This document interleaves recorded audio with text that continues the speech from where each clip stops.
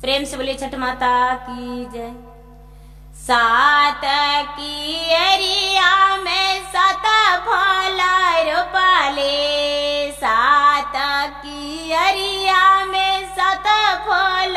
रोपले, आठवा में फूलवा गुलाब सूरज, आठवा में फूलवा गुलाब आदित्य, आठवा में फूलवा गुलाब छठी मैया घूरे फेरे आएला ना बाबू शुभम बाबू घूरे फेरे आएला ना बाबू शुभम बाबू लेला ना फलवा में तोड़े सूरज, ले आला ना फलवा में तोड़े आदित्य, कने गेला किया होला माँ में सोहागेन, कने गेला किया होला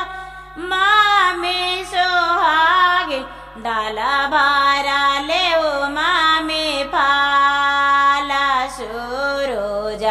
डाला भारा ले माँ में फाला आदित्य, देव सूरज देव के आर्गा सूरज, देव आदित्य देव के आर्गा सूरज, घोड़ावा चढ़ा ले आते देवा सूरज देवा, घोड़ावा चढ़ा ले आते देवा आदित्य देवा, फूलवे महकिया बेला मायलन सूरज,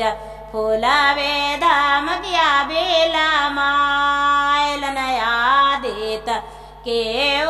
जे रोपलन गुलाब